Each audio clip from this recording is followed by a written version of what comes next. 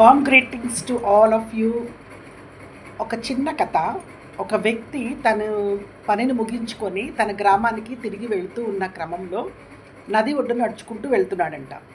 అనుకోకుండా అతనికి చిన్న చిన్న రంగురాళ్ళు కనపడతాయి. అవి చాలా అందంగా ఉన్నాయి అని చెప్పి తీసుకొని తన జోల్లో వేసుకొని దాంతో చూస్తే ఆడాలనిపించిందంట. సో ఆ నదిలో కొంచెం అట్లా విసురుతూ ఒక్కొక్కటిగా విసురుకుంటూ వెళ్ళిపోతూ ఆడుతూ పాడుతూ వెళ్తున్నాడంట.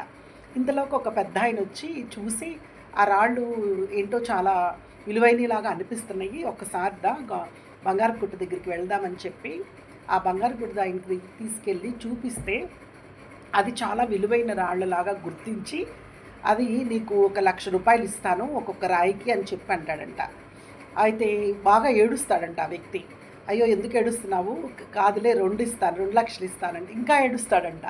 కాదులే 3,00,000 ఇస్తానని చెప్పి అంటూ ఉంటే ఇంకా ఏడుస్తూ ఉంటాడంట. ఎందుకు అలా ఏడుస్తున్నావంటే నా దగ్గర చాలా రాళ్ళు నాకు దొరికినాయి, బట్ నాకు దాని విలువ తెలియక నేను వాటిలన్నింటినీ కూడా ఆడుకోవడానికి అలాగా వ్యర్థం చేసేసాను అని చెప్పి బాగా దుఃఖపడతాడంట. భగవంతుడు నాకు ఆ రాళ్ళని నన్ను కోటీశ్వరుని చేయడానికే ఇచ్చుండుండొచ్చు, కానీ నేను గుర్తించుకోలేకపోయాను అని చెప్పి తాను చాలా పశ్చాత్తాపడుతూ ఉంటాడంట. దీన్ని బట్టి ఒక చిన్న కథ వల్ల మనం ఏం తెలుసుకోవచ్చు అంటే, ఆ విలువైనటువంటి రాయి లాంటిదే మన యొక్క టైము, గడిచిపోయినటువంటి కాలము తిరిగి రాదు కదా.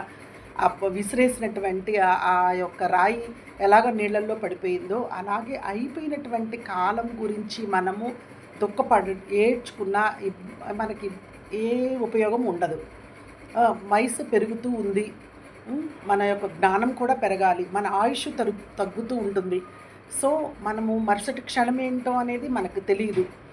ఇప్పటి నుంచైనా మనము అందరము కూడా మన అష్టభాగ్యాలని యూజ్ చేసుకుంటూ మన జ్ఞానాన్ని పెంపొందించుకుంటూ ఏ పిల్లలైనా యూత్ వాళ్ళైనా సరే ఏమన్నటువంటి చాటింగ్ కానీ, బెట్టింగ్లు కానీ, తర్వాత సినిమాలని, షికార్లని, రేసులని, అదేవిధంగా రీల్స్ చూస్తూ వాళ్ళు అట్లా వేస్ట్ చేస్తున్నప్పుడు మన అనుభవాలని వాళ్ళకి తెలియపరుస్తూ ఆ బిడ్డలకి టైం యొక్క ఇంపార్టెన్స్ని తెలియచేస్తూ మనము కూడా ఇక ముందు నుంచి ప్రతి క్షణాన్ని ఒక విలువైనటువంటి భగవంతుడు మనకి ఇచ్చినటువంటి విలువైంది కాబట్టి దాన్ని సక్రమమైన రీతిలో మనము నలుగురికి ఉపయోగపడేటట్లుగా ప్రతి కొత్త విషయాన్ని నేర్చుకుంటూ నలుగురికి ఆదర్శవంతంగా జీవిద్దామని మనస్ఫూర్తిగా కోరుకుంటున్నాను. ఈ యొక్క నూతన సంవత్సరంలో గడిచిపోయింది అయిపోయింది ఏదో అయిపోయింది.